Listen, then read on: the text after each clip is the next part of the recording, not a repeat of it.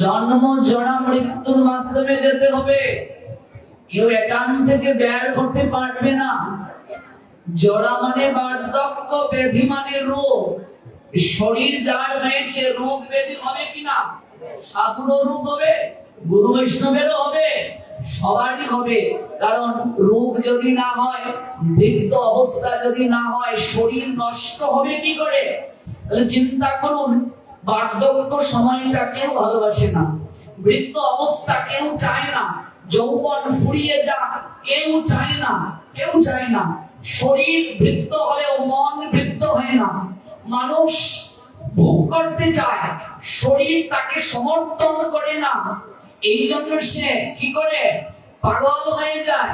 আজকাল যৌবন টিকিয়ে রাখার জন্য বিভিন্ন মেডিসিন খায়। এই যে ভারতের ধনকুবের মুকেশ আম্বানি, নাম শুনেছেন? তার স্ত্রী এই বিশ্বের মাঝে সবচেয়ে দামি জল গ্রহণ করে যেন বার্ধক্যের ছাপ তার শরীরে না পড়ে। কিন্তু তাই বলে কি বৃদ্ধ অবস্থা আটকানো সম্ভব হচ্ছে? হবে না। কেউ বৃদ্ধ হতে চায় না, কেউ মরতে চায় না। চুল পাক ধরলে আমরা কলপ দেই, লুকিয়ে রাখতে চাই। দাঁত পড়ে গেলে দাঁত লাগাতে চাই, লাভ হবে না। বয়স আর ভালোবাসা লুকিয়ে রাখা যায় না। চলিতে চরণ চলে না, দিনে দিনে অবশ্যই আগের বাহাদুরি আমার গেল কই। আগের মতো খাইতে পারি না, বেশি খাইলে হজম হয় না। আগের মতো নাচে না রঙের বারুই।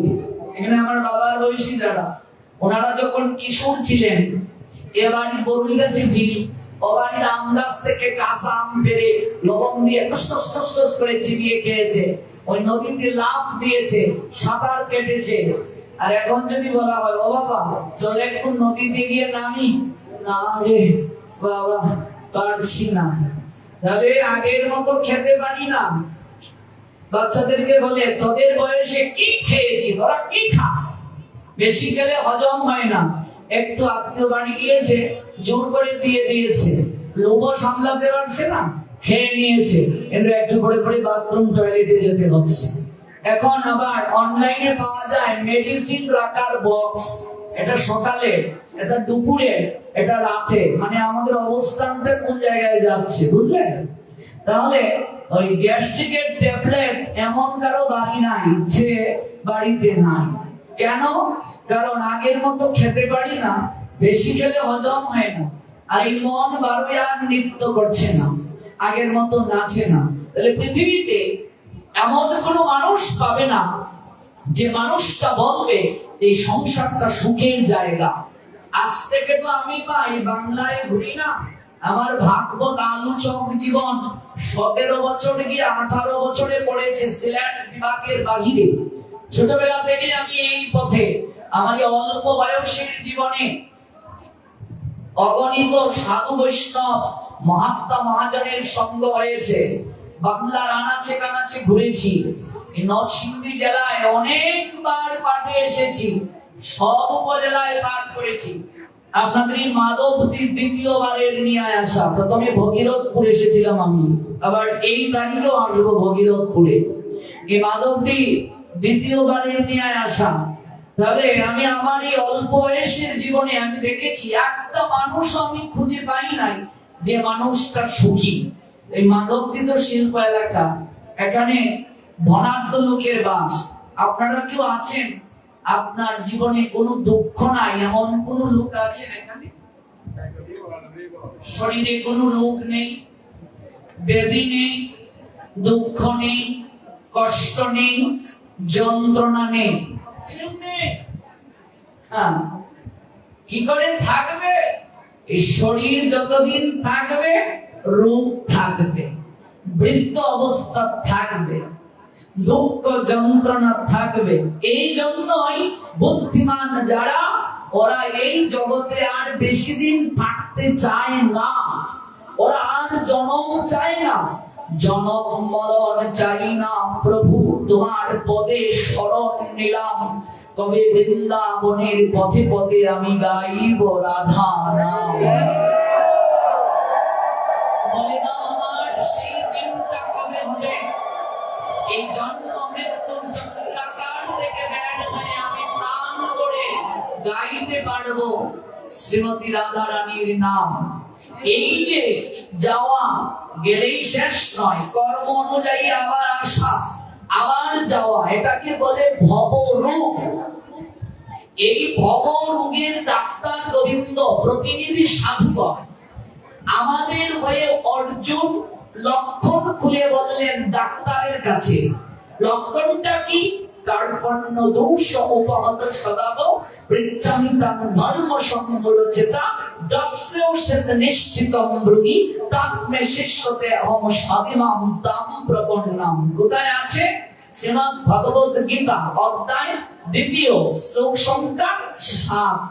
লক্ষণ খুলে বললেন, যেমন রোগী ডাক্তারের কাছে গিয়ে লক্ষণ খুলে বলে, অর্জুনও খুলে বললেন। কার্পণ্য জনিত দুর্বলতার প্রভাবে কিংকর্তব্য বিমূঢ় হয়ে গেছি, কর্তব্য সম্পর্কে বিভ্রান্ত হয়ে গেছি। কোন পথে চললে আমার মঙ্গল হবে আমি উপলব্ধি করতে পারছি না প্রভু, তুমি বলে দাও কোন পথে চললে আমার মঙ্গল হবে। তোমার চরণে আমি শরণাগত হলাম, তুমি আমাকে শিষ্য রূপে গ্রহণ করো। যখনই আপনি আশ্রয় নিয়ে নিলেন গুরুচরণে, আপনার আর কোনো কিছু থাকলো না, গুরুদেবের সব দায়িত্ব হয়ে গেল। গুরুদেবী আপনাকে এখন কি করবেন? উপদেশ দেবেন, যোগ্য করবেন। যখন সমর্পিত হলেন, এবার ডাক্তার প্রেসক্রিপশন দিতে শুরু করলেন। প্রথমে আত্মতত্ত্বের কথা বললেন, যারা গীতা পড়েন তারা জানবেন বিষয়গুলো। দ্বিতীয় অধ্যায়কে বলে আত্মতত্ত্ব সংবলিত অধ্যায়, সাংখ্যযোগ। কোথা থেকে এলো? 108টা উপনিষদের মাঝে একটা আছে কঠ উপনিষদ। ওই কঠ উপনিষদে ধর্মরাজ যখন নচিকেতাকে যে জ্ঞানগুলো দিয়েছিলেন, ওই আত্মতত্ত্বের কথাগুলো এলো দ্বিতীয় অধ্যায়। গীতা এলো মহাভারতের 18টা অধ্যায় থেকে। মহাভারতের বিশ্ব পর্ব, সেই বিশ্ব পর্বের 25 থেকে 42, সেখান থেকে এলো শ্রীমদ্ ভগবত গীতা। সেই গীতায় প্রথমে আত্মতত্ত্বের কথা বললেন, তারপর কর্মের কথা বললেন, জ্ঞানের কথা বললেন, কর্ম সন্ন্যাসের কথা বললেন, অভ্যাসের কথা বললেন। ধীরে ধীরে ভক্তির বীজ বপন করার নিমিত্তে বিশ্বরূপ দর্শন করালেন ভগবান। ভক্তির বীজ বপন করে অঙ্কুরিত পল্লবিত পুষ্পিত করতে গিয়ে পরিচর্যার ন্যায় ভগবান উপদেশ দিতে শুরু করলেন। অতঃপর 18 অধ্যায় মুখ্য যুগ, সেই মুখ্য যুগে 72 নং শ্লোকে গিয়ে ভগবান প্রশ্ন করছেন অর্জুনকে। যেমন ডাক্তারের কাছে রোগী গেলে ডাক্তার প্রেসক্রিপশন দেয়, এই ঔষধটি তুমি গ্রহণ করবে, তারপর বলে যে এই কয়েক মাস পরে তুমি আমার সঙ্গে সাক্ষাৎ করবে। রোগী যখন পুনরায় ডাক্তারের কাছে যায়, ডাক্তার রোগীকে প্রশ্ন করে, তুমি কি ঠিক মতো ঔষধ সেবন করেছো, নিয়ম পালন করেছো? যদি করে থাকো আগের থেকে তুমি কি ভালো অনুভব করছো? রোগী তখন তার পরবর্তী লক্ষণটা কি শরীরে খুলে বলে। বহুরোগের ডাক্তার গোবিন্দ বহুরোগী অর্জুনকে প্রশ্ন করলেন, কশ্চিদম সুতম পার্থম তয়া একাগ্রেণ চেতসা কশ্চিদ অজ্ঞান সম্মোহ প্রণষ্টতে ধনঞ্জয়। অর্জুনের 22টি নাম রয়েছে মা শ্রীমদ্ ভগবত গীতায়, তন্মধ্যে একটা নাম ধনঞ্জয়। হে ধনঞ্জয়, তুমি কি অজ্ঞান জনিত মোহ থেকে বিদূরিত হয়েছো? আমি যে এতক্ষণ তোমাকে যে জ্ঞান উপদেশ দিয়েছি, একাগ্র চিত্তে তুমি কি শ্রবণ করেছো? উত্তর দিচ্ছে রোগী। 18 অধ্যায় মোক্ষ যুগের 73 নং শ্লোকে, নষ্ট মোহ স্মৃতির লব্ধা তাৎ প্রসাদাৎ ময়া অচ্যুত স্মিত অস্মি গত সন্দেহ করিষ্যে বচনম তব। হে অচ্যুত, তোমার কৃপায় আমার সমস্ত মোহ বিদূরিত হয়ে গেছে। আমি যথাজ্ঞানে আমি উপস্থিত আছি। এখন থেকে তুমি আমায় যা বলবে আমি তাই পালন করব। আমরাও অর্জুনের এই পন্থাকে অবলম্বন করব। একবার বলুন, গৌর প্রেমানন্দে।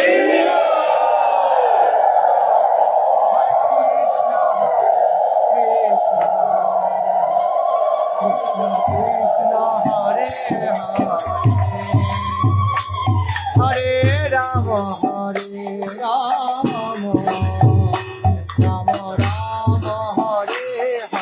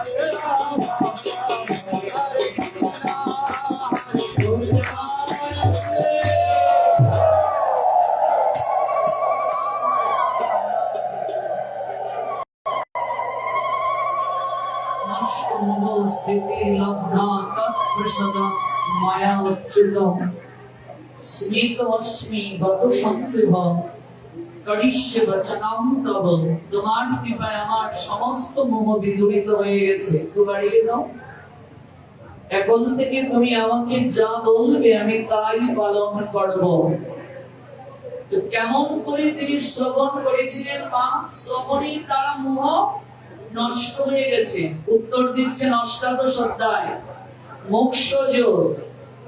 সেই অষ্টাদশ অধ্যায়ে বললেন শ্রদ্ধাবান অনুশোচ সিনুয়ান অপিয়া নরহ সপি মুক্ত সুবান লোকান প্রাপ্নুয়াৎ পুণ্য কর্মণাম। বলছেন শ্রদ্ধার সঙ্গে এই কথা শ্রবণ করতে হবে। কিভাবে? কায় মনোবাক্যে এই কথা শ্রবণ করতে হবে। এই শ্রবণের বিধি তারপর আমরা ভাগবতে গিয়ে জানলাম।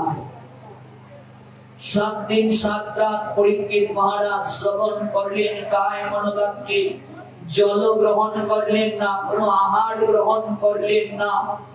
7 দিন শেষে পরীক্ষিতের জন্য বৈকুণ্ঠ থেকে রথ এলো। আমরা অত মাস শ্রবণ করি, আমাদের অবস্থার পরিবর্তন নেই কেন? কারণ যেভাবে শ্রবণ করতে হয় আমরা সেটিকে প্রাধান্য দেই না। আপনি অল্প সময় শ্রবণ করবেন, কায় মনোবাক্যে মনটাকে নিবদ্ধ থাকতে হবে। ভগবানের কথা যখন শুরু হয়ে যাবে আপনি আসরে বসবেন, প্রণাম দিয়ে বসবেন, ভুলে যাবেন এই 2 ঘন্টার সময় আমার কোনো স্ত্রী নেই, স্বামী নেই, সন্তান নেই, ব্যবসা নেই। জগৎ সংসারে আমি যেভাবে এসেছি একা যাব একা, এই ভাবটা নিয়ে বসবো। ভগবানের কথা শুনতে শুনতে দেখবে হৃদয়টা দ্রবীভূত হয়ে গেছে, নয়ন দিয়ে অশ্রু ঝরঝর করে পড়ছে। লক্ষ জনমের ময়লা আবর্জনা ধুয়ে মুছে পরিষ্কার হয়ে যাবে। এইভাবে যদি আমরা শ্রবণ করতে পারি, কলিযুগে একমাত্র 64 প্রকার ভক্তি অঙ্গের মাঝে শ্রবণ শ্রেষ্ঠ। শ্রবণের মাধ্যমে ভগবত কৃপা সম্ভব। এটাই কলিহত জীবের শ্রেষ্ঠ প্রাপ্তি।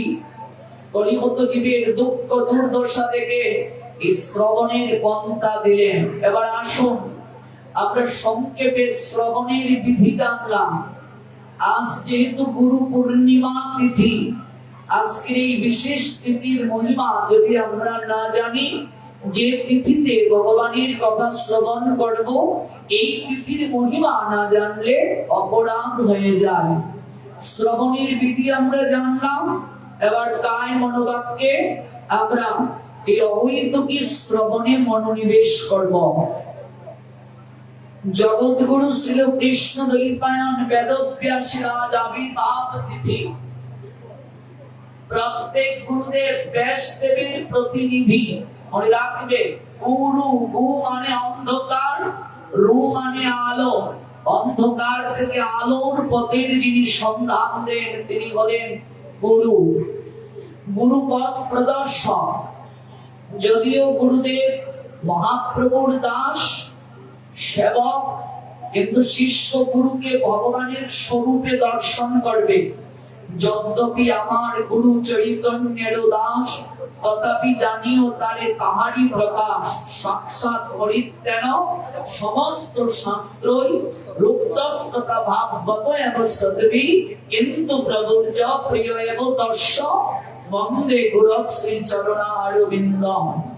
গুরু পূর্ণিমায় আমরা নিজ নিজ গুরুদেবের চরণে অবশ্যই পুষ্পাঞ্জলি দেব, ভক্তি অঞ্জলি দেব। কিন্তু সর্বপ্রথম যে বিষয়টি আমাদের জানা দরকার, এই গুরু পূর্ণিমা তিথি মূলত ব্যাসদেবের আবির্ভাব তিথি। কৃষ্ণ দ্বৈপায়ন বেদব্যাসের আবির্ভাব তিথি। আমরা সনাতনী ধর্ম অবলম্বী যারা, এই সনাতন ধর্ম অবলম্বীরা যা পেয়েছি শাস্ত্র গ্রন্থ সব কৃষ্ণ দ্বৈপায়ন বেদব্যাসের কৃপায়। তিনি গীতাকে লিপিবদ্ধ করলেন, তার মাধ্যমে আমরা মহাভারত পেলাম। তিনি 18টা পুরাণ আমাদের উপহার দিলেন, তার মাধ্যমে শ্রীমদ ভাগবত পেলাম। তিনি বেদকে 4টি ভাগে বিভাজন করলেন। সকল কিছুই কৃষ্ণ দ্বৈপায়ন বেদব্যাসের কৃপায়। যদি সনাতন শাস্ত্রে জাতীয় গুরু কাউকে বলা হয়, জাতীয় গুরু তিনি হলেন কৃষ্ণ দ্বৈপায়ন বেদব্যাস। সেই কৃষ্ণ দ্বৈপায়ন বেদব্যাস আষাঢ়ী পূর্ণিমা তিথিতে আবির্ভূত হলেন। যদিও শ্রাবণ মাসে আমরা পালন করছি, তিথি এগিয়ে যায় পিছিয়ে যায়, কিন্তু মূলত আষাঢ়ী পূর্ণিমায় তিনি আবির্ভূত হলেন। তার গায়ের বরণটা কৃষ্ণ অর্থাৎ কালো, এই জন্য কৃষ্ণ নাম রাখলেন মা। দ্বীপের মাঝে জন্ম হয়েছিল, তাই তার নাম দ্বৈপায়ন। দ্বীপ যুগ পায়ন, দ্বীপে আসা দ্বৈপায়ন। পরবর্তীতে বেদকে 4টি ভাগে ভাগ করেছিলেন, তাই তার নাম বেদব্যাস। এই কৃষ্ণ দ্বৈপায়ন বেদব্যাসের মায়ের নাম সত্যবতী। প্রথমে তার নাম সত্যবতী ছিল না, প্রথমে নাম ছিল মৎস্যগন্ধা। এই মৎস্যগন্ধা মূলত স্বর্গের এক অপ্সরা। অভিসম্পাতের কারণে তিনি মর্ত ধামে এসেছিলেন। সারা গায়ে তার মাছের গন্ধ করত। দিবরের কন্যা রূপে পালিত ছিলেন। দাস দাস, দিবর মানে জেলে, যারা মাছ ধরেন, ওই জেলেদের রাজা ছিলেন। তার কন্যা রূপে তিনি লালিত পালিত হয়েছিলেন। সারা শরীরে মাছের গন্ধ করে বলে কোন পুরুষ তাকে গ্রহণ করে নাই। একটা নারী জীবনের পূর্ণতা মাতৃত্বে প্রতিটা নারীর অবচেতন মনে একটা বাসনা থাকে, আমার একটা সংসার হবে, আমার সন্তান হবে, আমায় মা বলে ডাকবে। মৎস্যগন্ধারও শরীরে যৌবন এসেছে, তারও ইচ্ছে হয় কোন পুরুষ তাকে বিয়ে করুক, তার একটা সন্তান হোক, সেই সন্তানকে সে বাৎসল্য প্রেমাস্বাদন করাবে, স্তনদুগ্ধ পান করাবে। কিন্তু কোন পুরুষ তাকে ভালোবাসে না, গ্রহণ করে না। মনের দুঃখে মৎস্যগন্ধা তার বাবাকে একদিন প্রণাম দিয়ে বলছে, পিতাশ্রী, আমার জীবনের মূল্য কোথায়? আমারও তো ইচ্ছে হয় আমার একটা সংসার হোক, একটা সন্তান হোক, আমায় মা বলে ডাকুক, আমি বাৎসল্য প্রেমরস আস্বাদন করাই, কিন্তু আমার জীবনে তা সম্ভব নয়। পিতা কন্যাকে জড়িয়ে ধরে বলছেন, মা, আমি তোর দুঃখটা বুঝি, তোর মনের যাতনাটা উপলব্ধি করতে পারি, কিন্তু মারে, এই জগতে মহতের কৃপায়, সাধু কৃপায় সকল কিছু হয়। যা হওয়ার নয় তাও হয়ে যায় মা, মহতের কৃপায়, সাধু কৃপায়। আমি তোর পিতা, আমি তোকে আদেশ দিচ্ছি, তুই যমুনা পারাপারের দায়িত্ব নে। কারো কাছ থেকে তুই নদী পার করে দেবে, টাকা নেবে না। এই নদী পার করতে গিয়ে তোর নৌকায় কত লোকের পদচারণা হবে, যে চাতক পাখির মতো অপেক্ষা করে থাকবি। যদি কোনো সাধু, যদি কোনো ঋষি মুনি, কোনো মহৎ সজ্জন তোর নৌকায় চরণ রাখে, হয়তো কোনো মহতের কৃপায়, সাধুর কৃপায় তোর ইচ্ছে পূরণ হতে পারে। আমি পিতা হয়ে তোকে আদেশ দিলাম।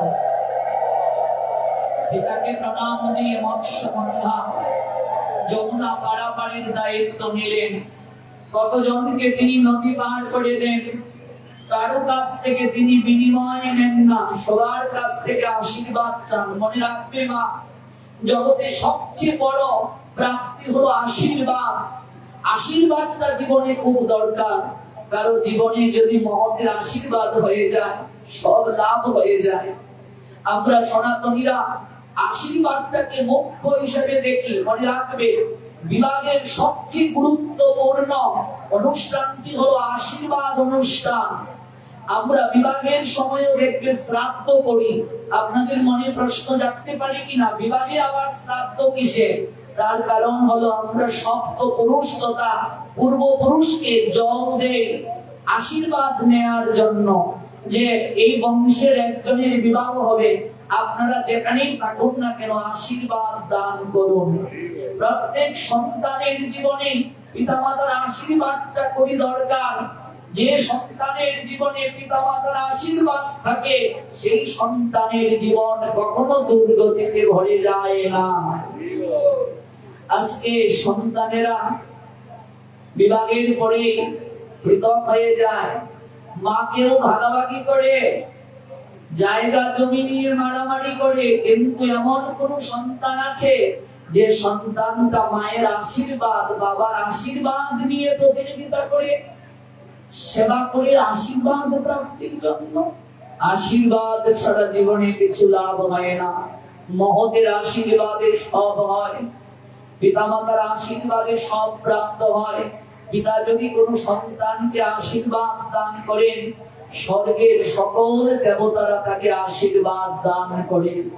ভিতরে প্রতিমা পণ্যে প্রিয়ন্তে সর্ব দেবতা জননী সর্গাদপি গড়িয়সী। মা যদি কোন সন্তানকে আশীর্বাদ দেন, বিশ্ব ব্রহ্মাণ্ডের সব জায়গায় সন্তানের প্রণাম যায়, সবার কাছ থেকে আশীর্বাদ প্রাপ্ত হয়ে যায়। সাধুগুরু বৈষ্ণবের নিকটে গিয়েও আমরা কৃপা আশীর্বাদ চাইবো মা, আশীর্বাদটা জীবনে দরকার, কৃপা বড় প্রয়োজন, কৃপা কাজ করে পাওয়া যায়, আশীর্বাদ চেয়ে নিতে হয়। মেয়েটা অধীর আগ্রহে অপেক্ষা করে কবে একজন সাধুর চরণ ধুলি পাবে, কবে একজন সাধু মহৎ ব্যক্তির সাহচর্য পাবে।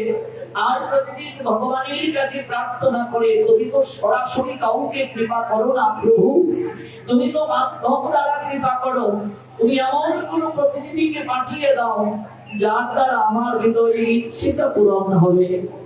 দৈব যুগে একদিন পরাশর মুনি নৌকায় এসে উঠলেন। নৌকায় চরণ রাখার সঙ্গে সঙ্গে মৎস্যগন্ধার সারা শরীর আনন্দে আপ্লুত হয়ে গেল। দর্শনের সঙ্গে সঙ্গে ভেতরটা চমকিত হয়ে উঠল। সাধুর দর্শনে যায় মনের ময়লা, পরশে হয় প্রেম তরঙ্গ। মারে গঙ্গায় যদি আমরা স্নান করতে যাই, স্নান করলে কেবল পবিত্র হই কায়িক ভাবে, কিন্তু একজন প্রকৃত সাধু দর্শন মাত্রই কোটি কোটি গঙ্গা স্নানের ফল হয়ে যায়।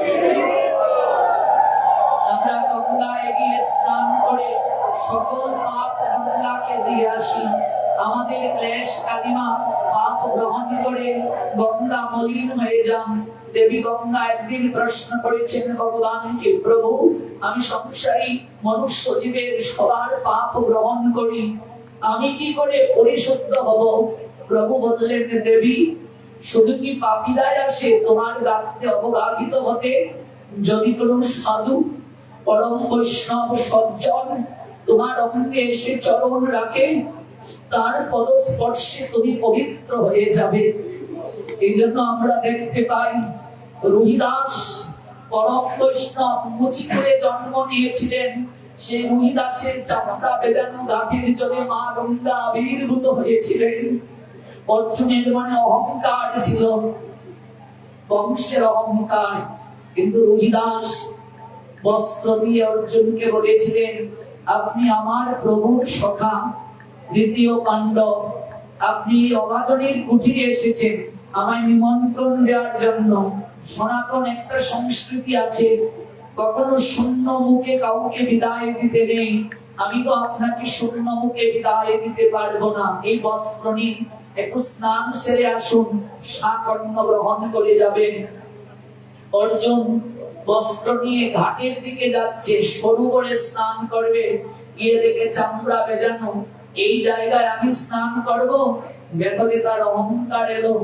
যখন ওই সরোবরের তীরে অর্জুন দাঁড়ালেন, তাকিয়ে দেখছেন পতিত পাবনী মা গঙ্গা ওই চামড়া বেজানো ঘাটের জলে তিনি আবির্ভূত হয়ে আছেন। অর্জুন দেবী গঙ্গাকে প্রণাম দিয়ে বলছে, মা জগতের এত জায়গা থাকতে ওই মুচির বাড়ির চামড়া বেজানো গাথির জলে তুমি কেন?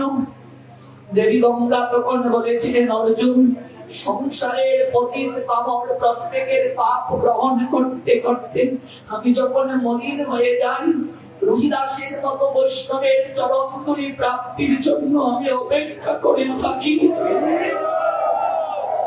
সাধুর চরণ ধুলিতে আমি পরিশুদ্ধ হওয়ার জন্য। দেবী গঙ্গার আবির্ভাব হয়েছে আমার প্রভুর চরণ থেকে, মনে রাখবে। এই জন্য মহাদেব গঙ্গাকে জটার মাঝে রেখেছেন। প্রভুর চরণ থেকে সৃষ্টি বলে গঙ্গা মস্তকে মহাদেবের, আর সেই গঙ্গা চায় ভক্তের চরণ ধুলি। যে ভাগবতের কথা শুনে ভক্ত হয়, মহাদেব তাকে প্রেমালিঙ্গন প্রদান করে হৃদয়ে স্থান দেন। এই জন্য পার্বতীকে স্থান দিয়েছেন মহাদেব হৃদয়ে। ভাগবতের প্রথম শ্রোতা পার্বতী, পার্বতীকে ভাগবতের কথা শ্রবণ করিয়েছিলেন মহাদেব, আর বলেছিলেন মাঝে মাঝে তুমি যে শ্রবণ করছো আমাকে তুমি সমর্থন দিও। পার্বতী ঘুমিয়ে গিয়েছিলেন, গাছে বসা সুখ পাখিটা শ্রবণ করেছিল ভাগবতের কথা। মহাদেব যখন দেখলেন এই কথা তো সুখ পাখি শ্রবণ করছে, ত্রিশূলটা হাতে নিয়ে বললেন, যাচ্ছ কোথায়? দক্ষিণা দিয়ে যাও। তুমি চুরি করে জ্ঞান নিয়ে যাচ্ছ। ভয়ে সুখ পাখি দৌড়াতে শুরু করলো। বিথিকা, বিথিকাকে বিথিকা হলো কৃষ্ণদ্বৈপায়ন বেদব্যাসের স্ত্রীর নাম। ওই বিথিকার কাছে গিয়ে বললেন, মা আমায় কৃপা করে আশ্রয় দান করো। ওই বিথিকা আশ্রয় দিয়েছিলেন পাখিটাকে। ওই পাখিটাই পরবর্তীতে সুখদেব গোস্বামী রূপে জগতে এলেন। ভগবানের কথা যখন শ্রবণ করে কেউ, ভক্তকে মহাদেব হৃদয়ের মাঝে স্থান দেন। প্রভুর চরণ থেকে যা সৃষ্টি, গঙ্গাকে জটার মাঝে রাখলেন। দেখুন জটায় গঙ্গা আছে, কিন্তু বুকের মাঝে স্থান দিলেন কাকে? বুকের মাঝে স্থান দিলেন আপনাদের মতো ভক্তদেরকে। ভক্তের এত মর্যাদা, সাধুর এত মর্যাদা, মহতের এত মর্যাদা। আজকে ব্যাসদেব কৃষ্ণদ্বৈপায়ন বেদব্যাস, যার আমরা আবির্ভাব লীলা শুনছি, দেখুন অনুভব করুন মহতের কৃপা কাকে বলে। তার মা মৎস্যগন্ধা পরাশর মুনির নৌকায় চরণটা দেওয়ার সঙ্গে সঙ্গে সারা শরীর কম্পিত হয়ে উঠল, আনন্দে ভরে গেল।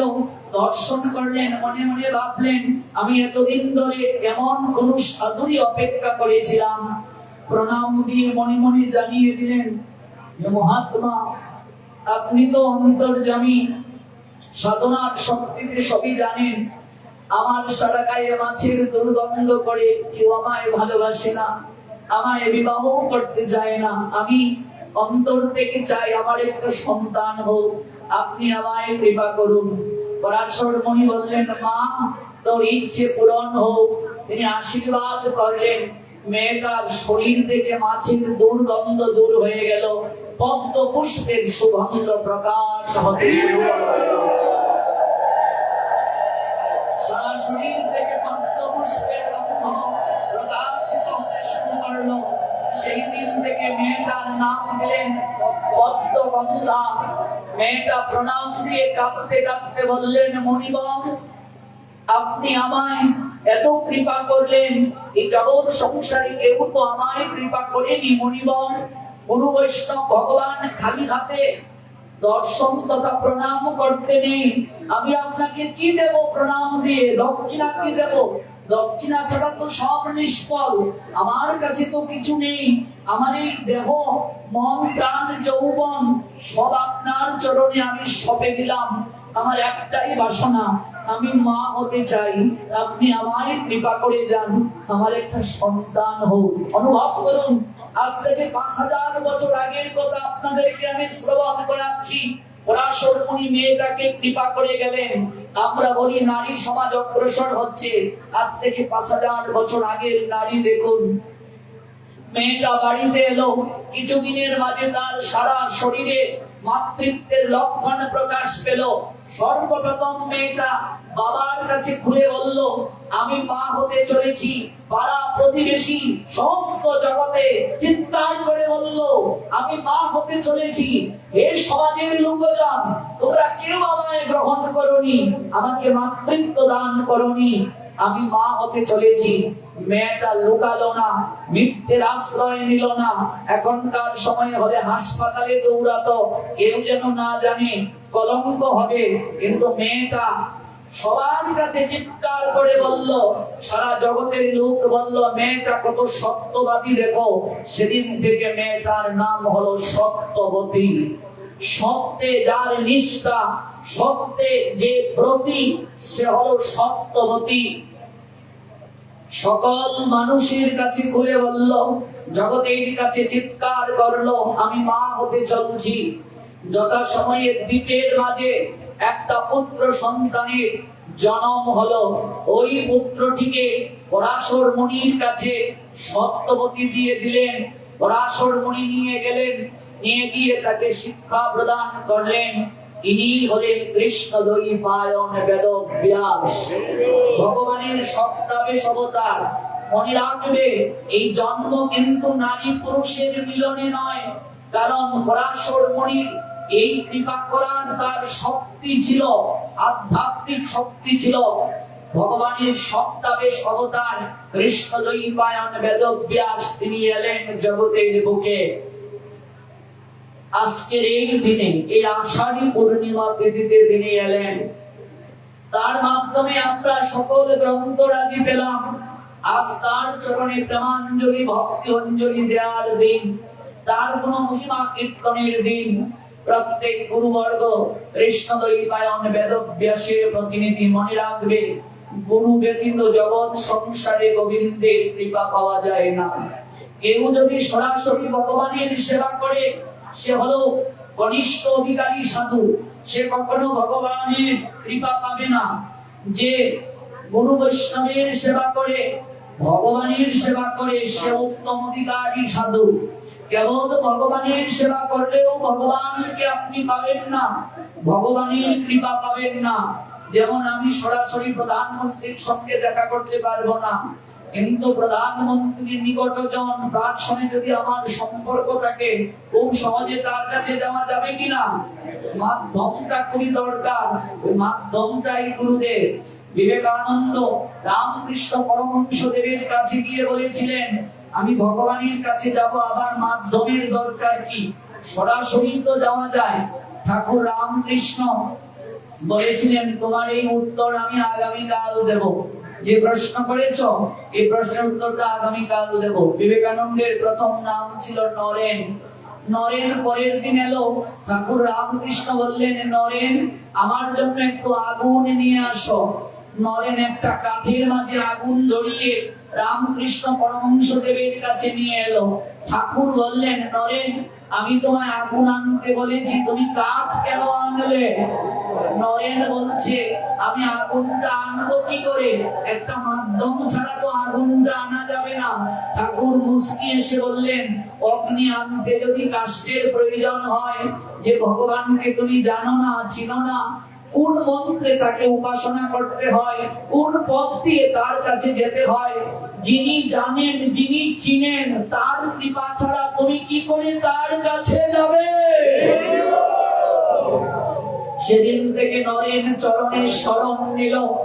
আপনি কি ঈশ্বর দেখেছেন, ভগবান দেখেছেন? ঠাকুর বললেন, আমি দেখেছি রে, তোকেও দেখাতে পারবো।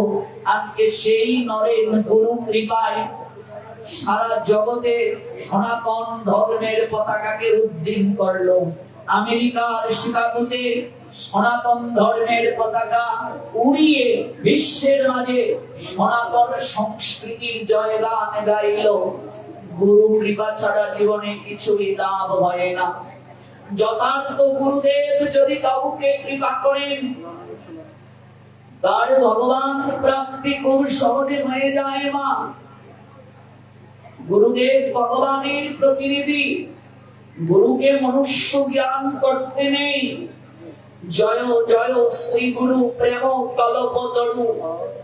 কল্পতরু দুইজন, একজন বাঞ্ছা কল্পতরু, একজন প্রেম কল্পতরু।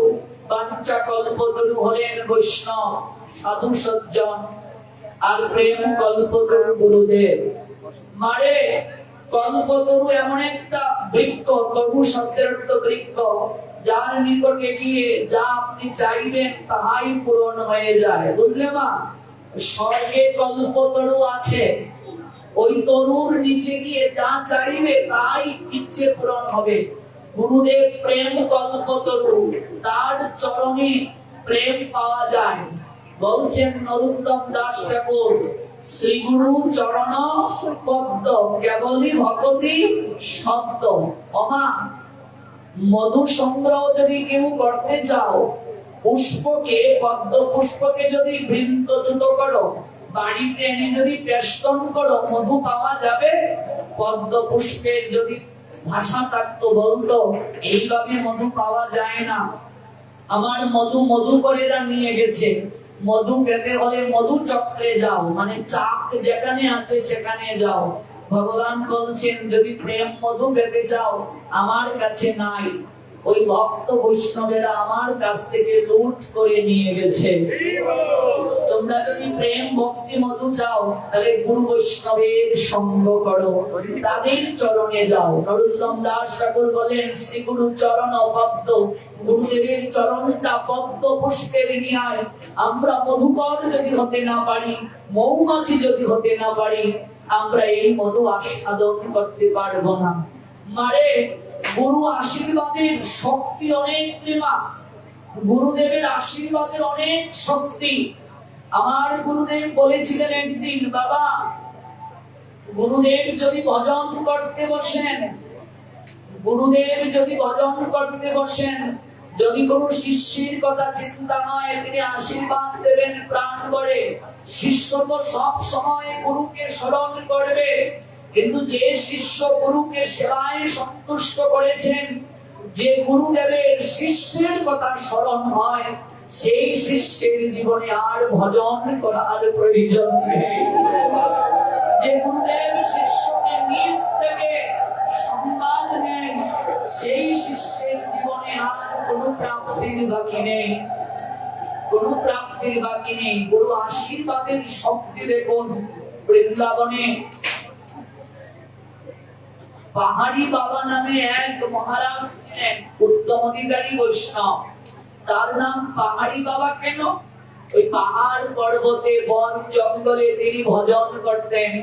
তৎকালীন সময়ে বৃন্দাবনে এত বিল্ডিং ছিল না, ওই বিদ্যুতের ঝলকানি ছিল না, নিভৃত অরণ্য, বন বনানি, বৃক্ষরাজি ভরপুর ছিল। ওই পাহাড়ি বাবা ভজন সিদ্ধ ছিলেন, সিদ্ধ। কলকাতার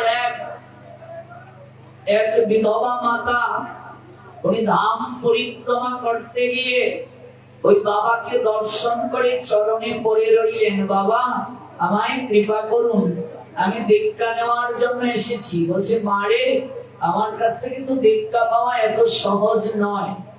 কিন্তু তিনি পড়ে রইলেন, আমায় কৃপা না করলে আমি যাব না। পরেই রইলেন।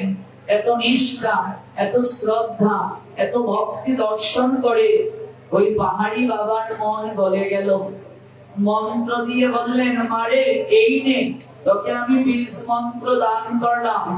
এই মন্ত্র তুই কায় মনোবাক্যে স্মরণ করবে, ধ্যান করবে। এই মন্ত্র শক্তিতে তুই সর্বদা সুরক্ষিত থাকবে। একদিন স্বয়ং ভগবান তোকে কৃপা করবে। যা। সেদিন থেকে মা গুরু কৃপা পেয়ে ফিরে এলেন কলকাতায়।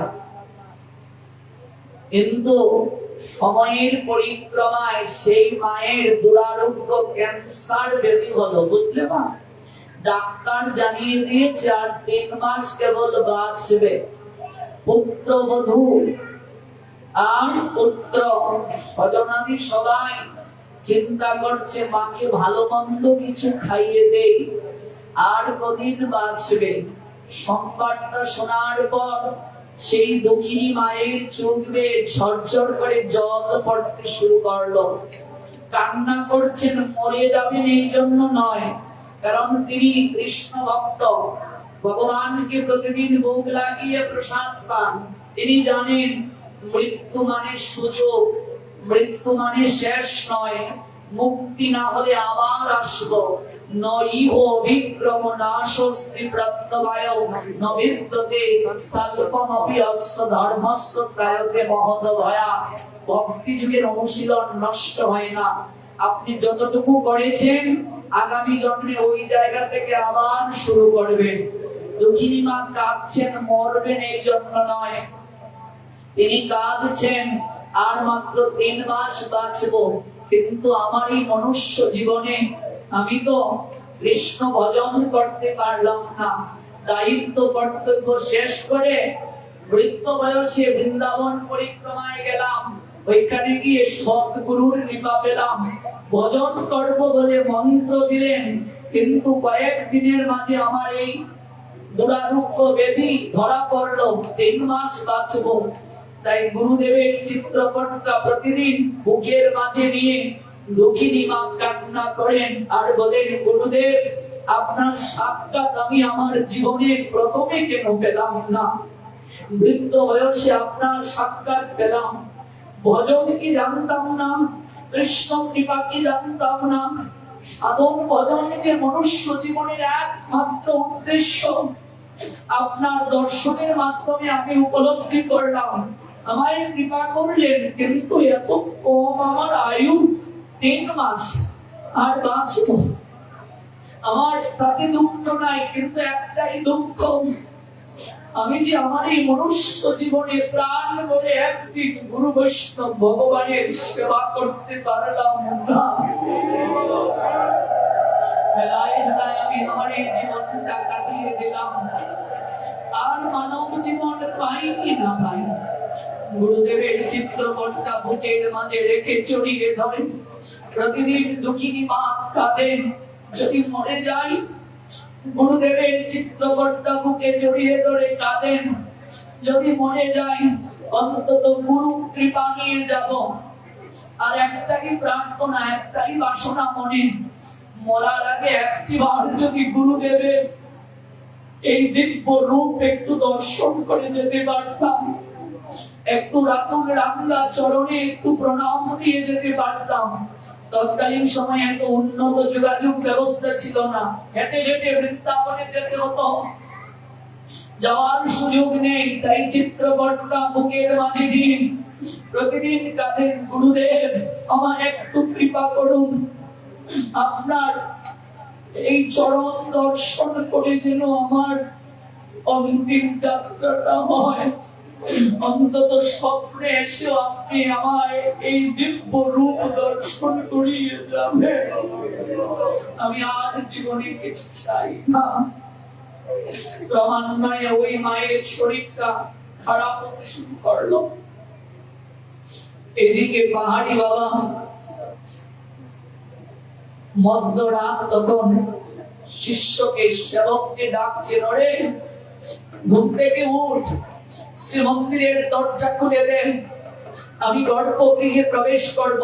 সেবক অবাক হলো, বাবা এখনো যে মঙ্গল আরতির সময় হয়নি, মধ্যরাত, আপনি এখন ভগবানের গর্ভ মন্দিরে কেন প্রবেশ করবেন? কথা বলবি না, দরজাটা খুলে দে। পাহাড়ি বাবা শ্রীমন্দিরের ভেতরে প্রবেশ করলেন, তারপর ধীরে ধীরে দরজাটা বন্ধ করে দিলেন। অজুর দ্বারায় কাঁদতে শুরু করলেন, প্রেমময়ী শ্রীমতী রাধারানীর চরণে প্রার্থনা নিবেদন করছেন শ্যাম সুন্দর গোবিন্দের কাছে, হে গোবিন্দ, জীবন যৌবন সকল কিছু তোমার চরণে সঁপে দিলাম।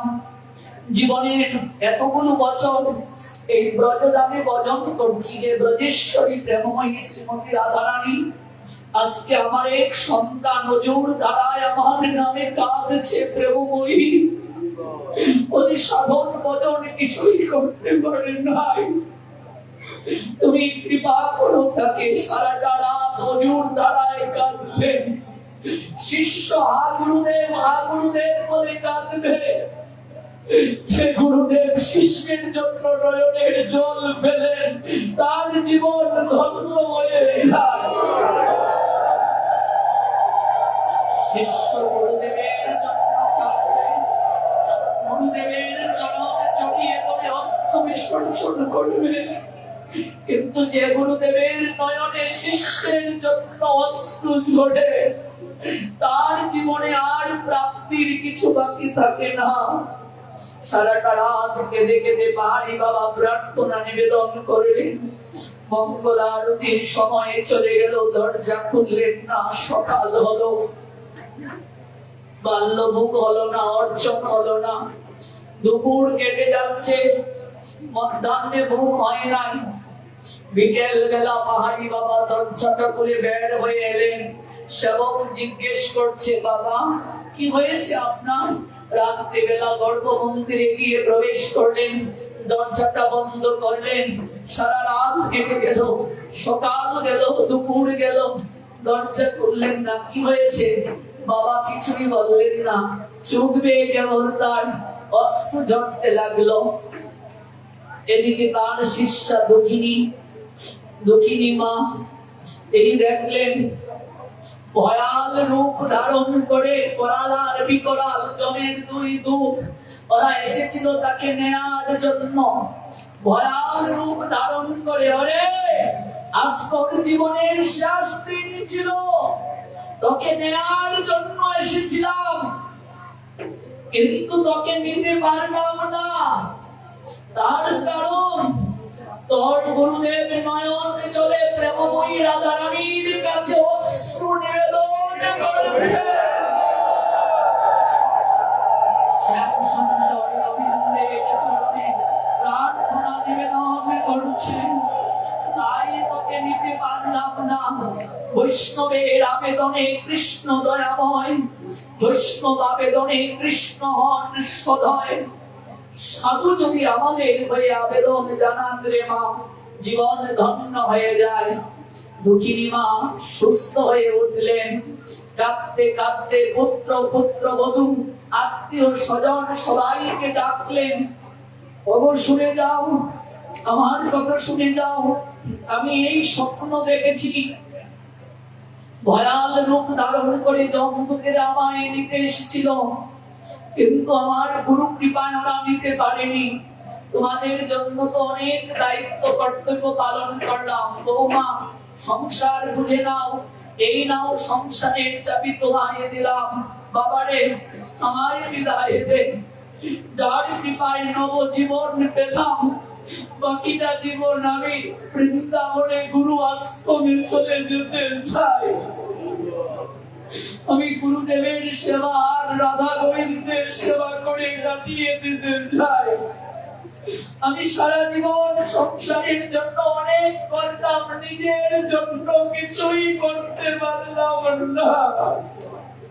আমি শেষের দিনে কি জবাব দেব? বিচারের কাঠ গড়ায় যেদিন গিয়ে দাঁড়াবো। ওরে, যার কৃপা পেলাম তিনি সাধারণ কেহ নয়, যিনি জমের দুয়ার থেকে আমায় ফিরিয়ে রাখতে পারেন, তিনি আমায় অবশ্যই ভগবান দান করতে পারে। এই বলে বৃন্দাবনের দিকে যাত্রা করলেন।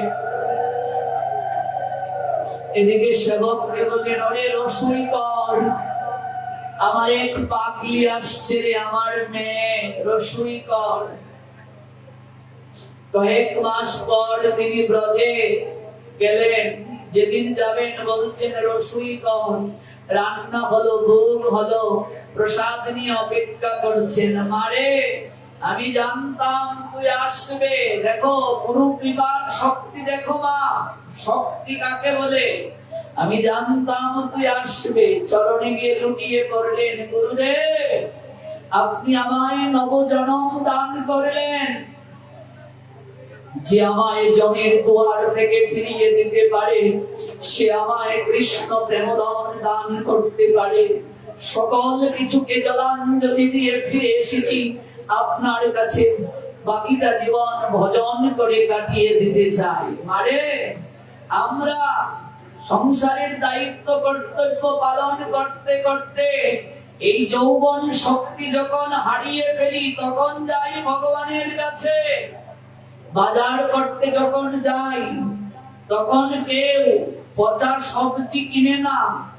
ফল পচে গেলে ফলটা বলে পরিবর্তন করে দাও। ফুলের মালা কিনতে গিয়েছে, টাটকা ফুলের মালা কিনে ভগবানের জন্য মন্দিরে নিয়ে যায়। ফল কিনতে গেলে টাটকা ফল, সবজি কিনতে গেলে টাটকা সবজি, ফুল কিনতে গেলে টাটকা ফুল। আর আমরা নিজে বাসি হয়ে ভগবানের কাছে যাই। আমার বাসি বুঝেছ? এই বৃদ্ধ বয়স, এই বৃদ্ধ বয়সে কেউ ভালোবাসে না রে মা, কেউ বাসে না। 30 বছরের পরের জীবন গাধার জীবন মা, গাধা। গাধা যেমন সবার ভার বহন করে, যেদিন বিয়ে করলে গাধার নিয়ে স্ত্রীর ভার, স্বামীর ভার, সন্তানের ভার, নাতি নাতনির ভার, সকলের ভার বহন করলে। 30 থেকে 50 গাধার জন্ম। 50-এর পরের জীবন জানো মা, বানরের জীবন। বানর যেমন এক গাছের ডাল থেকে আরেক গাছের ডালে লাফিয়ে যায়, ওই 50-এর পরের জীবন বানরের জীবন। যদি 3-4 ছেলে থাকে, 1 মাস এই ছেলের বাসায়, আর 1 মাস ওই ছেলের বাসায়। এদিকে মেয়ে কল করছে, কি গো আমাকে ভুলেই গেলে, তোমার নাতনিটাকে নিয়ে আমি কত কষ্ট করি মা, 1 মাস এসে থাকতে পারো না? ছোট বৌমা ছেলেটাকে বলছে, তোমাকে কি সত্যি তোমার মা পেটে রেখেছে? তোমার প্রতি তো একটুও টান নেই। এই যে বাবুটাকে নিয়ে এত কষ্টে থাকি, তোমার মায়ের কাজ কি এখন? বসে বসে নাতিকে নিয়ে খেলা দেখাবে, খেলবে, আর বাসায় বসে বসে খাবে। বান্দরকে দিয়ে যেমন খেলা দেখানো হয়, আমরাও ঝনঝনি হাতে নিয়ে বানরের মতো নাতিকে খেলা দেখাই। খেলা বানরের জীবন। বানর যেমন গাছের ডালে ঝুলে থাকে, তোমার আর নিজের স্বাধীনতা থাকে না। বাড়িতে সাধু এসেছে, 100 টাকা দক্ষিণা নেবে, সেটাও গিয়ে বৌমাকে বলছো। ঝুলে আছো, অন্যের প্রতি নির্ভরশীল। আলমারিটা খুলতে গেলেও সাহস পাও না, বউকে বলতে হয়। বানরের জীবন 70% বানরের জীবন। 70-এর পরের জীবন কুকুরের জীবন। কুকুর হলো পাহারাদার। বুঝলে মা? চোখেও ভালো করে দেখো না, কানেও শোনো না। কি গো শ্যামানন্দের মা, যাবে না আনন্দী মাধবী শ্মশানে পাঠ শুনতে? যাবো তো ঠিকই, দিনকাল ভালো না, বাড়িতে কেউ নাই, খালি বাসা। বৌমাও চলে গিয়েছে, ছেলেটাও নাই। তুমি হলে কুকুরের মতো পাহারাদার। কুকুর আর কুকুরি বসে বসে পাহারা দেয়। কিরে, কে যাচ্ছিস? জেঠা বাবু, আমি রাধাকান্ত। ও, চুকেও ভালো করে দেখি না, পাঠে যাবেন? কি করে যাব, খালি বাসা, কেউ নাই। কুকুরের মতো পাহারাদার। বুঝলে মা? পাহারাদার সবাই চলে যায়, তোমাদেরকে রেখে যায় বাসা পাহারা দেওয়ার জন্য। সারাটা জীবন সংসারের প্রতি দায়িত্ব পালন করলে, কর্তব্য পালন করলে, ওই দায়িত্ব কর্তব্য পালন করতে করতে চুলে পাক ধরলো, দাঁতও পড়ে গেল। চুকে ভালো করে দেখো না। 3 ছেলে মনে করো তোমার, ছোটবেলা ওরা ঝগড়া করেছে। এক এক ছেলে বলছে, মা আমার, আমি মায়ের কাছে ঘুমাবো। ওরে আমার মা, আমার মা। বড়টা বলছে তোর নয়, আমার মা। মেজটা বলছে আমার মা। 3 ছেলে ছোটবেলা ঝগড়া করেছে, আমার মা। আর এখন তুমি যৌবন হারিয়ে সবার কাছে মূল্যহীন 3 ছেলে ঝগড়া করে, তোর মা, তোর মা, তোর মা। ছোটবেলা বলেছে আমার মা, এখন বলে তোর মা। আমি একা কেন মাকে দেখবো? তোর দায়িত্ব নেই? বৌমা বলছে জঞ্জাল আমার বাসায় কেন আসবে? তোমার বাকি ভাইদের কি দায়িত্ব নাই দেখাশোনা করার? ছোটবেলা বললো আমার মা, আমার মা, আর এখন বৃদ্ধ বয়সে বলে তোর মা, তোর মা, তোর মা। ও মা, কবে হৃদয়ের মাঝে এই চেতনা জাগবে? সংসারে কেউ কারো নয় রে মা। 3 দিন বিছানায় পড়লে বুঝবে এই সংসার কত কঠিন। পুত্র পুত্রবধূ কয়েকদিন টানবে। যে আদরের ছেলেটাকে না খাইয়ে খাও না, রাস্তার দিকে দাঁড়িয়ে থাকো, সন্তান কখন আসবে, মুখে তুলে দিয়ে নিজে খাবে। ওই ছেলেটাও সেদিন বলবে জঞ্জাল মরে না কেন, মরলেই বাঁচি। এই জগতে তার মতো সৌভাগ্যবান পুরুষ আর কেউ নাই, যে সুস্থ শরীরে ভগবানের নাম নিয়ে জগতে যেতে পারে। সৌভাগ্যবতী নারী আর কেউ নাই, যার দেহরত অচল হওয়ার আগে ভগবানের নাম নিয়ে জগৎ থেকে যেতে পারে। কার যে শেষের দিনটা কেমন হবে আমরা কেউ বলতে পারবো না, কিন্তু সুস্থ শরীরে ভগবানের নাম নিয়ে যাওয়ার জন্য তো ভজন করতে হবে রে মা। যার সঙ্গে সম্পর্ক নাই সে কি শেষের দিনে কুলে তুলে তোমাকে ভবের ঘাট উদ্ধার করবে? রত্নাকর দস্যুর বাপ তার মা নেয় নাই, বাবা নেয় নাই, বউ নেয় নাই, কেউ নেবে না। সংসারে দায়িত্ব পালন করবে, কর্তব্য পালন করবে। পুত্র পুত্রবধূ, কন্যা কন্যার জামাতা, স্বামী স্ত্রী প্রত্যেকে ভালোবাসবে, কিন্তু এই মনটা দেবে একমাত্র ভগবান শ্রী গোবিন্দকে। এই মন কাউকে দেয়া যাবে না, এজন্য গীতায় বললেন গোবিন্দ মন মনা ভব, তোমার মন আমায় দাও আর কাউকে দিও না। মারে নবদ্বীপের চাপাল গোপাল শরীরে কুষ্ঠব্যাধি হয়ে গেছে, তা কেন জানো? বৈষ্ণব চরণে অপরাধ করেছিল। শ্রীবাস আঙ্গিনায় মহাপ্রভু নাম সংকীর্তন করছেন সবাইকে নিয়ে। নবদ্বীপের সমাজপতিগণ মানতে পারে নাই, ওরা চাপালের কাছে গেল। চাপাল তৎকালীন নবদ্বীপের 500 বছর আগে পণ্ডিত ভৈরবী মা কালী মায়ের আরাধনা করত। চাপালের কাছে গিয়ে বলছে, চাপাল আমরা এসেছি তোমার কাছে। ওই জগন্নাথ মিশ্রের ছেলে নিমাই অনেক বড় পণ্ডিত হয়ে গেছে, দরজা লাগিয়ে কীর্তন করে। মরে গেলে মানুষ লাশ দিতে গিয়ে হরিনাম করে। আরো দুপুর নেই, রাত নেই, সন্ধ্যা নেই, সকাল নেই, বিকাল নেই, হরিনাম করে ফুল করতাল বাজিয়ে আমাদের কানে জ্বালা বলা আমরা সহ্য করব না। ওমা হরিনাম কার পছন্দ নেই? অসুর যারা তারাই তো পছন্দ করে না। অসুর প্রকৃতি লোক কারা মানুষের মাঝে আসে।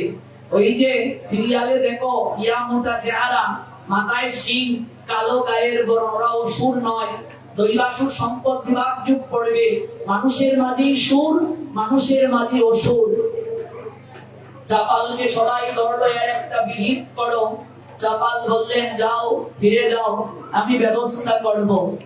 তাই মদের কয়েকটা বোতল আর পাঠার মাথা, রক্ত জবা ফুলের মালা শ্রীবাসের আঙ্গিনায় ঝুলিয়ে রেখে এলো চাপাল। শ্রীবাস পরের দিন দরজাটা খুলে দেখলেন, আঙ্গিনায় যেখানে কীর্তন হয় সেখানে পাঠার মাথা জ্বলছে, ঝরঝর করে রক্ত ঝরছে, রক্ত জবা ফুলের মালাটা দেয়া আর মদের বোতল। শ্রীবাস কান ধরে বলছে, শ্রী বিষ্ণু, শ্রী বিষ্ণু, এই কার্য কে করলো? এই কার্যটা কে করলো? এই পবিত্র জায়গায় অপবিত্র জিনিসগুলো কে দিল?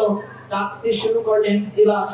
আমরা তো এখানে কারো ক্ষতি সাধিত কোনো কার্য করি নাই, আমরা প্রভুর নাম কীর্তন করি, হরিনাম করি। এই জগৎ সংসারে এমন লোক পাষণ্ডী থাকতে পারে প্রভুর নাম সংকীর্তনে বাধা দিতে চায়? আমার মহাপ্রভু দেখেননি, তাই সঙ্গে সঙ্গে মদের বোতল, পাতার মাথা সকল কিছু গঙ্গায় ফেলে স্নান করে এলেন শ্রীবাস। কিন্তু মনটা তার বিষণ্ণ। মহাপ্রভু শ্রীবাসকে ডাকলেন, ও শ্রীবাস, তোমার নয়নে অশ্রু কেন? তোমাকে বিষণ্ণ দেখাচ্ছে কেন? বলো সত্যিকার অর্থে তোমার কি হয়েছে? প্রভু, আমি সে কথা বলতে পারবো না।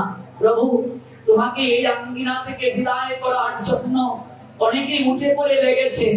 সমাজের কাছে তোমার চরিত্রকে স্খলন করার জন্য, আঙ্গিনার পবিত্র নষ্ট করার জন্য।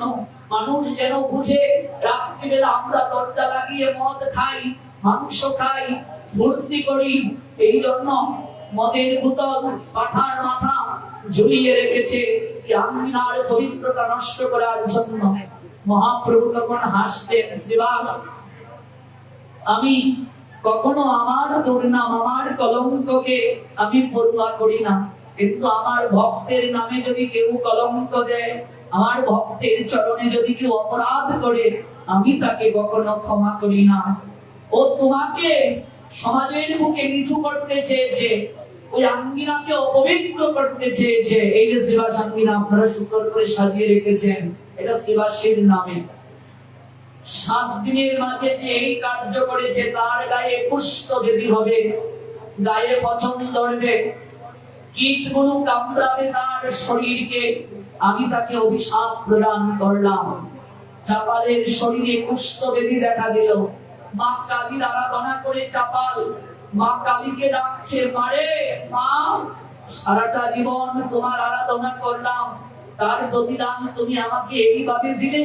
কীটের কামড় সহ্য করতে পারছি না, যন্ত্রণা সহ্য করতে পারছি না মা, একটিবার দেখা দাও, দেখা দাও মা।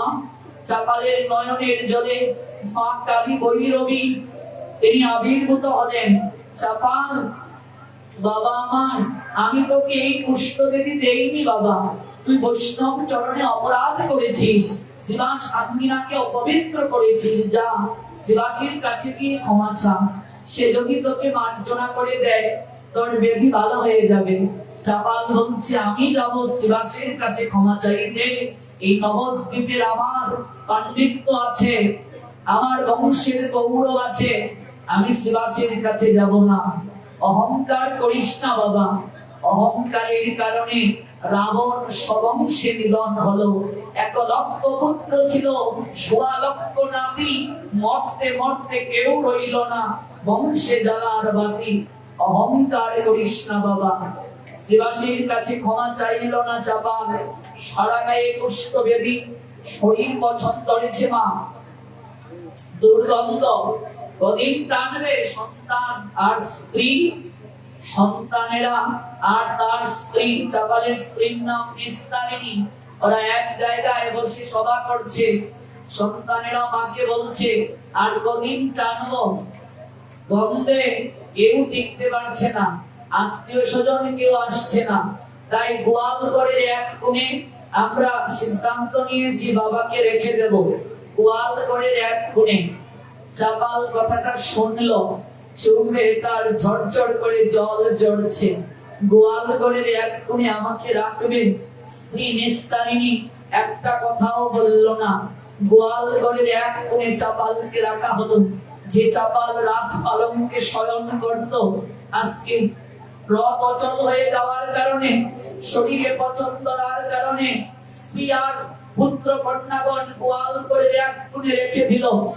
প্রচন্ড রুদ্র উঠেছে রে মা, বিপাশায় বুকটা ফেটে যাচ্ছে।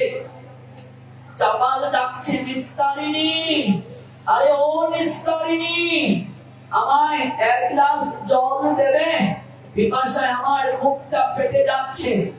নিস্তারিণী নারকেলের মালায় একটু জল নিয়ে এলো। রূপার গ্লাসে জল খেত চাপাল, এই গ্লাসটা দিলে আর ব্যবহার করতে পারবে না, তাই নারকেলের মালায় জল দিল। হাতটায় পছন্দ করেছে, ভালো করে নারকেলের মালাটা ধরতে পারছে না, একটু জল গেল ঠোঁট স্পর্শ করে, বাকিটা পড়ে গেল। নিস্তারিণী আমার পাশে একটু বসবে? গতকাল আমি কারো সঙ্গে কথা বলি না, গল্প করি না, কেউ আমায় সময় দেয় না, তোমার মনে পড়ে নিস্তারিণী?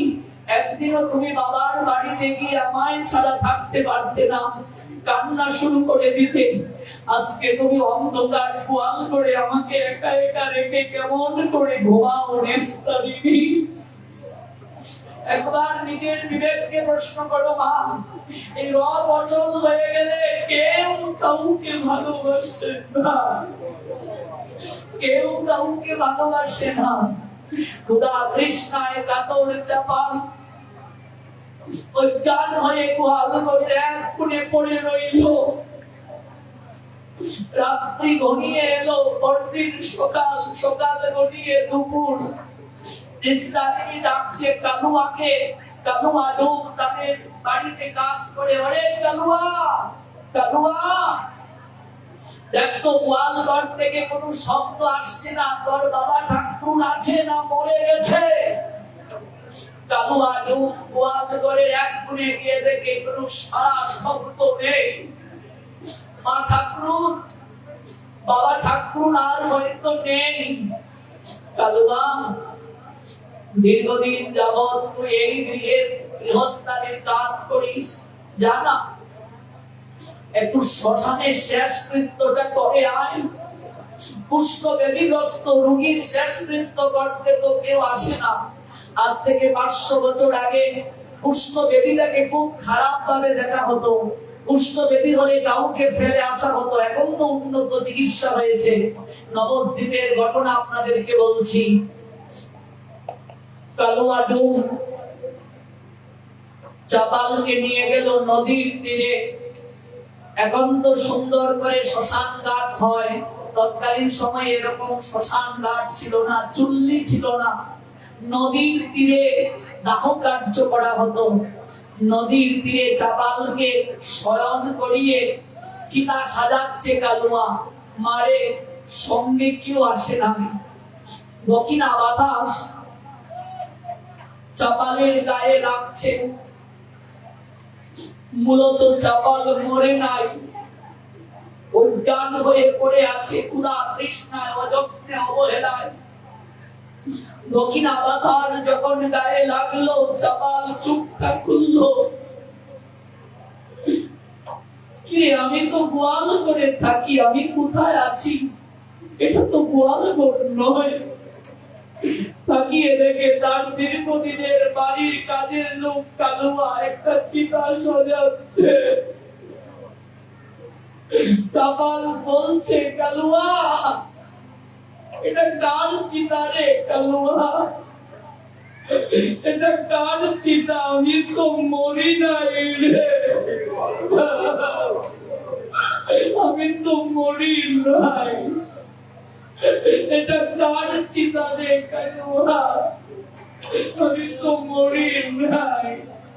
তোর মাটা কোন একবার এসে দেখলো না আমার প্রাণ পাখিটা বের হয়েছে কিনা?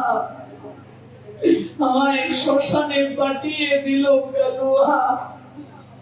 আমি মরিনি রে কালুয়া, আমি মরিনি।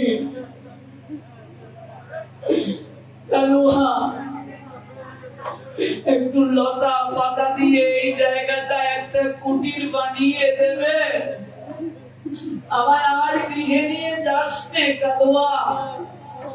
এই সংসারকে যারা আপনার বলে গ্রহণ করে, ভগবানকে ডাকার সময় পায় না, ওরা আমায় দেখে শিখবে, ওরা আমায় দেখে সচেতন হবে।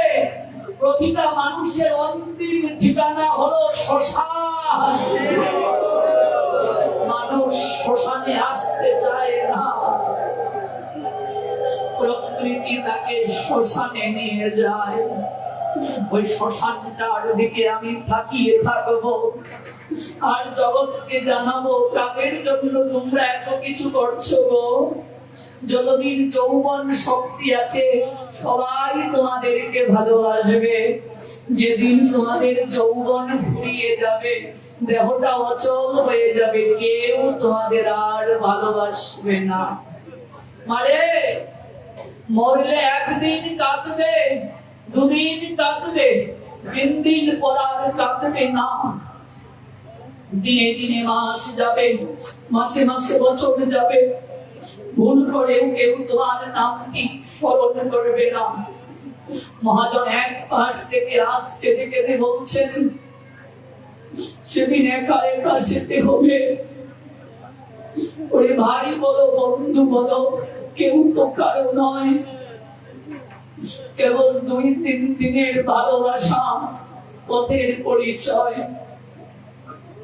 শুধু চাপালের নয়, কার শেষের দিনটা কেমন হয় কেউ বলতে পারবে না। মারে, একটা জায়গায় আমি পাঠ করতে গিয়েছিলাম, এক বৌমা আমাকে বলছে, বাবা একটু আমাদের বাসায় আসবে। অনেক অনুরোধ করছে। ঘরে প্রবেশ করলাম, উত্তরীয় দিয়ে নাকটা চেপে ধরলাম, একটু গন্ধ কোথা থেকে, রুম স্প্রে দিচ্ছে, গন্ধ যাচ্ছে না। এদিকে শাশুড়ি বিছানায়। ওমা, ওই কাঁঠাল ভাঙলে আম কাটতে দেখেছো, বড় বড় মাছি বসে না, শরীরের মাঝে পুঁজ হয়ে গেছে, বড় বড় মাছি বসে গেছে, নাড়াতে পারে না।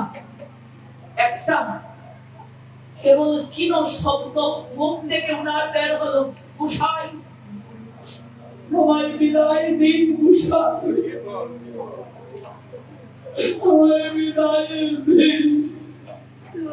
সেদিন আমার চোখ বেয়ে ঝরঝর করে জল পড়েছিল, আর ভেবেছিলাম হে গোবিন্দ, না জানি আমার শেষের দিনটা কেমন হয়।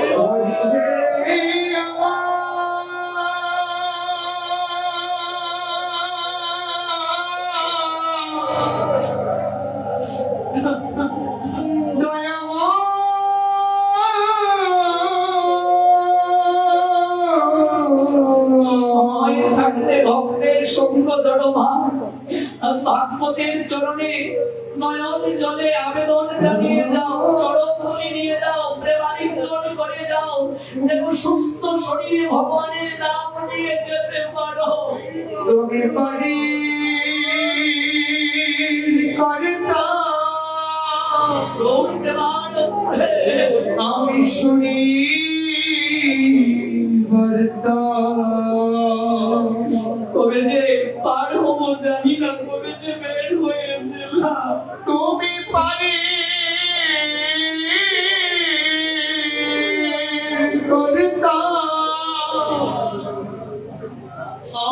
শুনি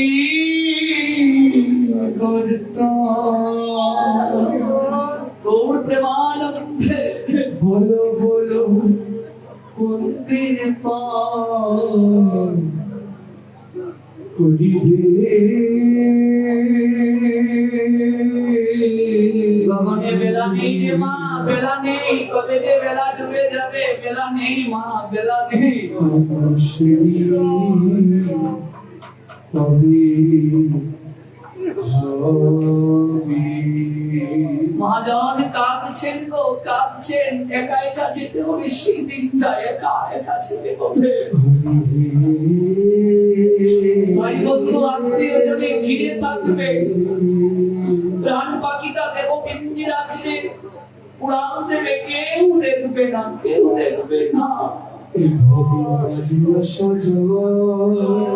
কেবল এলাম আর গেলাম, তোমায় ডাকতে পারলাম না গোবিন্দ। তোমায় ডাকা হলো না, তোমায় যে প্রতিশ্রুতি দিয়ে এসেছি তাও পালন করতে পারলাম না। যা বলবো বলে এসেছিলাম, আমাদের মৌলা হলো না। একমাত্র তুমি বাড়ির কান্দানি শ্রীহরি, তুমি ছাড়া কেউ নেই। তুমি পারি করতা, আমি শুনি বলতা। হরি হে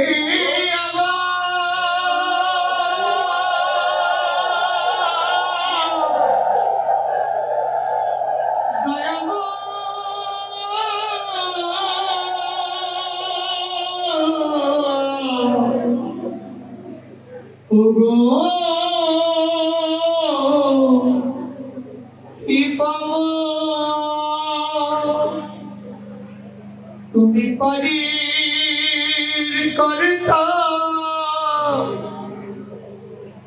আমি শুনি বলতা। বলো বলো কোন দিন পার করিবে,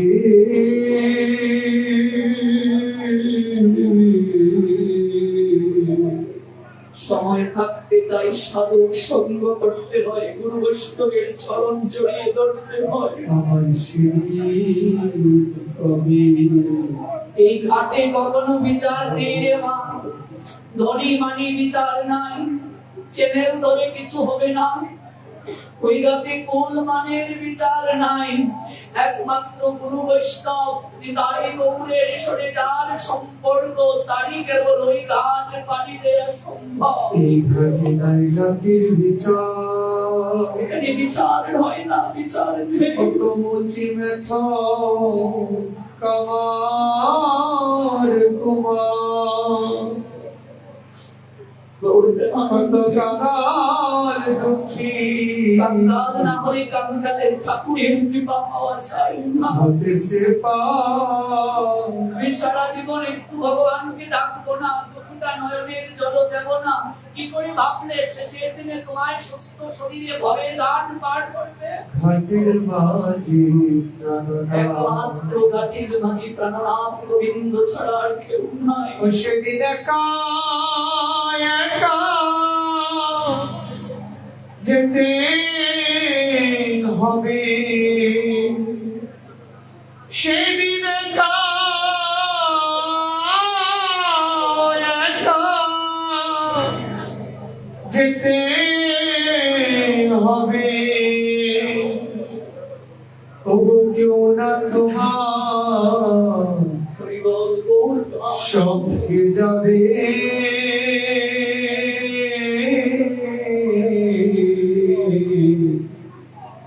আমার সেদিন কবে হবে।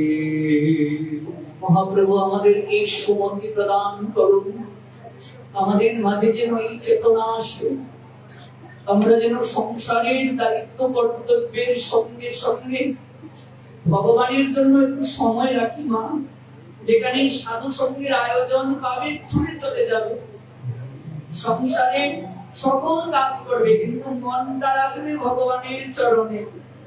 ওমা জলে নৌকা থাকে, নৌকা জলে ভেসে থাকে কিনা, কিন্তু নৌকায় জল ঢুকলে নৌকাটা কি হয়, ডুবে যায় জলের মাঝে।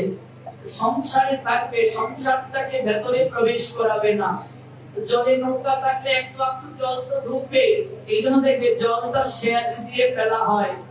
সংসারে থাকলে মায়ার জল ঢুকবে, সাধু সঙ্গ হচ্ছে সেচের ব্যবস্থা। সাধু সঙ্গে এসো, সেচ দাও।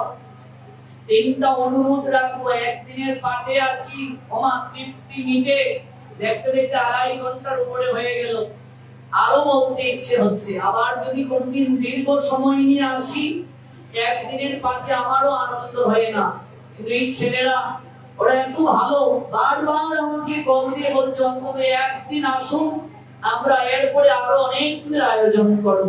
প্রাণ করে ওদেরকে আপনারা আশীর্বাদ দিন, সহযোগিতা করুন, ওরা যেন এমন করে সাধু সঙ্গের আসর বসাতে পারে, আপনাদেরকে আনন্দ দান করতে পারে। এই চাপালের পরবর্তীতে শিবাশীর চরণে মার্জনা ভিক্ষা চেয়ে বৈষ্ণব অপরাধ থেকে মুক্ত হয়ে পুষ্প বেদিবাদ হয়েছিল। মহতীর কৃপায় সকল কিছু হয় মা। আমরা যেন মহতীর কৃপা, সাধু কৃপা, গুরু কৃপাটাকে সম্বল করে ভজন করি। 3টা অনুরোধ থেকে পাঠের বিশ্রাম টানছি। প্রথম অনুরোধ, প্রতিদিন স্নান করে তুলসীকে স্নান করাবে, প্রণাম দেবে, পরিক্রমা করবে, সূর্যদেবকে একটু প্রণাম দেবে মা। যাদের চোখে আলো আছে একটু গীতাটা পড়বে, সংস্কৃত পারো না বাংলা অনুবাদটাই পড়বে, দাঁড়িয়ে দাঁড়িয়ে পড়ো, যে বসে সময় পাচ্ছ না দাঁড়িয়ে পড়ো, যে আমি ধুতি পড়তে পারছি না সময় পাচ্ছি না, পড়ার টেবিলে বাচ্চাদের গীতা রাখো, ওরা পড়া শুরু করার আগে একটা শ্লোক পড়ে নেবে, গীতা ভগবানের হৃদয়। অনেকে বলে বাবা যদি ভুল হয়, ভুল হতে হতে একদিন শুদ্ধ হবে। জলে না নামলে সাঁতার শেখা যায়, আচার না খেলে হাঁটা শেখা যায়, হয়ে যাবে। যদি তাতেও পড়তে না পারো, প্রতিদিন গীতাটা একটু বুকের মাঝে নেবে, গীতা ভগবানের হৃদয়, আর বলবে এই গীতা জননী মরার পরে তোমাকে বুকে দিলে হবে কি, তাই জীবিত অবস্থায় তোমাকে বুকে নিচ্ছি, অন্তিমে যেন তোমার ভুলেই আমার স্থান হয়। প্রতিদিন প্রার্থনা করবে, এটা আমার প্রথম অনুরোধ। তুলসীকে স্নান প্রণাম পরিক্রমা করবে, স্নান করে গুরু চরণে একটা ফুল দেবে, গোবিন্দ চরণে তুলসী আর ফুল দেবে, তারপর অন্তত একটু গীতাটা পড়ে, যদি ব্যবসায়ী হও, চাকরিজীবী হও, যে যাই কার্য করো না কেন, ব্যবসা প্রতিষ্ঠানে চলে যাও, দীক্ষিত হলে 3 বার আহ্নিকটা মিস করবে না, ব্যবসা প্রতিষ্ঠানে বসেই দুপুরের আহ্নিকটা করে নেবে সময় যখন হবে। দ্বিতীয় অনুরোধ, কলিযুগের সর্বশ্রেষ্ঠ ব্রত একাদশী, এই ব্রতটা নিষ্ঠা সহকারে পালন করবে। ব্রতের রাজা, রাজা যদি কারো হয়ে যায়, রাজত্ব আপনা থেকে হয়ে যায়। যেমন শিরুরের অধিকারে একটা নারী পুরুষের সকল কিছুতে অধিকার পায়, একাদশী ব্রত করলে ওই ব্রতের শক্তিতে সকল কিছুতে অধিকার হয়। একাদশী যে করে না, যত পুণ্য পার্বণ করুক তার পুণ্য হবে, সুকৃতি হবে না, আর সুকৃতি না হলে সে কোনদিন কৃষ্ণ প্রেম লাভ করতে পারবে না। অনেকে অনেক কিছু জানে, গীতা মুখস্থ, ভাগবত জানে, কিন্তু আচরণ করে না। আচরণ না করলে হবে না, যেমন জানবো মানতে হবে, এটা আমার দ্বিতীয় অনুরোধ। একাদশী আছে কোথায়? স্মৃতি শাস্ত্র থেকে শুরু করে, পুরাণাদি থেকে শুরু করে সকল জায়গাতে একাদশী আছে। অনেকে যদি বলে গীতায় নেই কেন, গীতা একাদশী বলার কথা ভগবান বলেননি। ওই যে বললাম, অনেক কথা বলতে গিয়ে প্রভু বলতে পারেননি, ভক্তকে দিয়ে বলালেন যে একাদশী স্বয়ং ভগবানেরই একটা রূপ, এই রূপে আবির্ভূত হয়ে ভক্তকে কৃপা করে দেখালেন তিনি কতটা কৃপাময়। তৃতীয় অনুরোধ মা, অন্তত 108 বার হরে কৃষ্ণ মহামন্ত্র বলে সকালের খাবারটা খাবে। হরিনাম আত্মার খাবার, আত্মাকে খাবার না দিয়ে কখনো খাবার গ্রহণ করবে না। আর যাদের জপমালা নাই, কৃপা করে জপমালা নাও মা, অর্ধেকের বেশি শেষ বয়স, আর কতদিন বাঁচবে। দেখেছো আজকের এই লীলা কত মর্মস্পর্শী। এই জায়গাটাতে সবাইকে একদিন আসতে হবে মা। হরিনাম করে যেদিন নিয়ে আসবে সেদিন আমার কানে যাবে না, কিন্তু জীবন দশায় হরিনাম করব, যেন পুষ্প রথে চড়ে গোবিন্দের নৈকট্যে। জপমালাটা নিয়ে তোমারাই শুরু করো। এই তিনটা অনুরোধ আমি সবার কাছে রেখে আমার এই আলোচনায় অনেক ভুল ত্রুটি হয়েছে, মার্জনা ভিক্ষাছে। আমি আবারও আয়োজনকারী ভক্তদেরকে কৃতজ্ঞতা জ্ঞাপন করে এখানেই আমি শেষ টানবো। সবার মঙ্গল হোক।